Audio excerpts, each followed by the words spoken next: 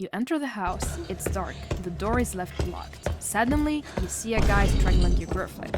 But then, you remember your girlfriend is 50 Shades of Grey.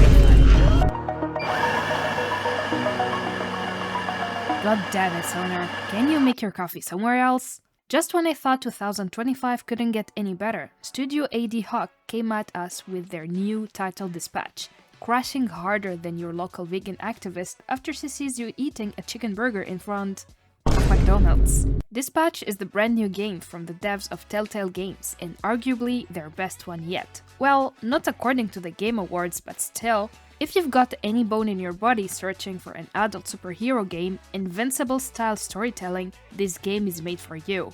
It is that good.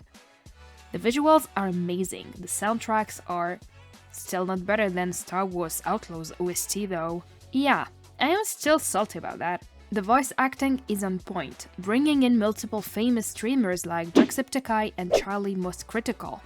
And some of the transitions are smoother than a knife cutting a tiramisu.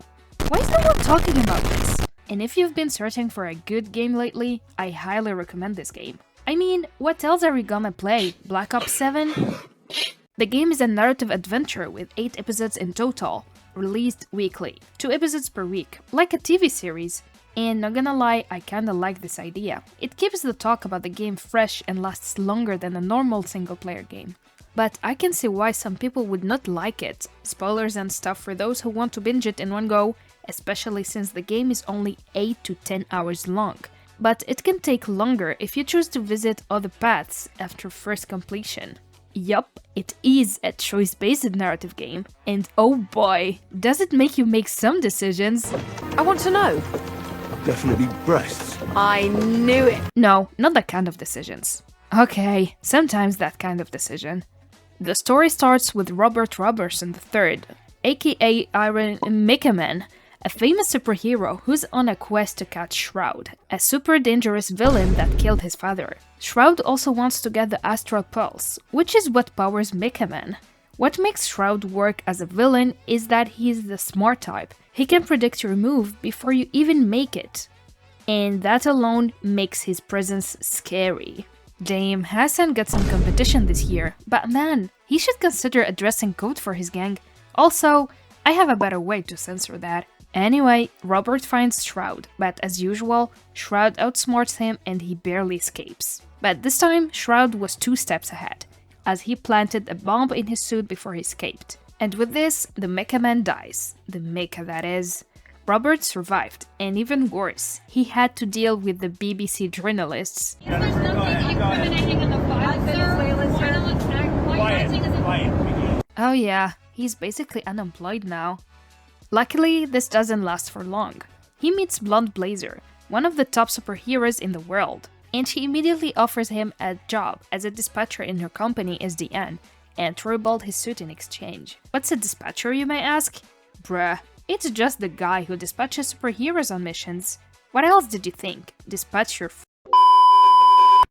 And here is where we meet the Z-Team, a team of villains that want to rebuild their lives as superheroes. We've got Rebellious Vi, Magic from Marvel Rivals, Flint Marko if his brain became sand, Black Sia Chanson, Ed Worth with Autolock on balls, How Americans Imagine Mexicans, Batsy Zero, and Coupe. That's the team Robert gets charged to dispatch, at least up until the end of Chapter 3, where you get to cut either Coupe or Sonar from the team. Which is so stupid, because you're basically setting them up to become villains again. Would you look at that? Shocker, right?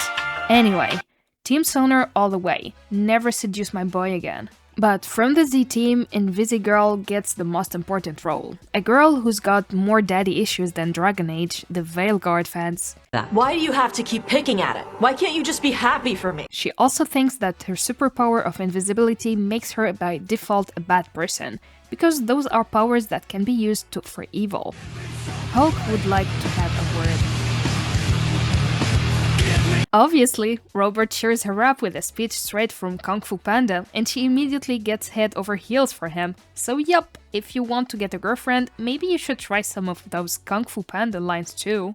If she says no, to her mother you shall go.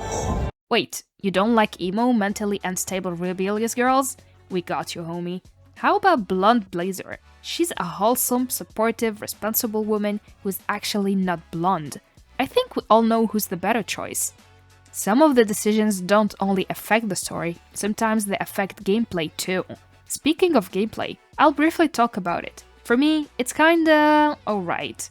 Every time Robert sits in his office to do his job as dispatcher, the dispatching section begins. Basically, you get to send each hero of the Z-Team on missions that pop up. Some missions require charisma, some require agility. You have to read the mission text and then send the suitable hero according to their stats. And as you play, you get points that can be invested to level up the stats of your team. There are also unlockable skills in hacking minigame. The dispatching always felt okay to me, especially with a story this good. Maybe it's me, or maybe because the dispatching feels like you're doing an actual job. You spend the rest of the game trying as Robert to bring the Z-Team together and make it somewhat functional, bonding with them in one way or another, all of this while trying to rebuild the robot. Also, Chase. I can't not talk about him. The dynamic between him and Robert is one of the best relationships you can see in this entire game. It goes way deeper than the superficial dark jokes to a more hidden guilt from Robert's side, especially after Chapter 6. The banter between characters is so good in general, but it's on a whole new level with Robert and Chase. And the superficial jokes. For the game finale, I would say they perfectly nailed the landing. It took some interesting turns, made you take some really hard decisions, and the action cinematics did not miss. Damn, LA can't stop catching fire this year. And here's where we get to my second bad take of today. This game doesn't need a season 2. I really do love this game, but it also perfectly closed every plot thread it started. The only thing they still didn't resolve is the Chase situation, but that's not enough substance to start a season 2. Okay, maybe with the Invisigirl situation in one of the alternative endings. Will I play if they release season 2? Absolutely. Dispatch is a game that takes a deeper look into the hero world behind the scenes, the ones that help protect the city. Their work is as important as the ones on the battlefield. Behind every police officer, fire force, plane pilot, there is a coordinated team that doesn't even get the credit for their work. And for that, maybe we should appreciate them more. If you liked that video, don't forget to like and subscribe so you don't miss my next video that will be about my personal game of the year. Peace!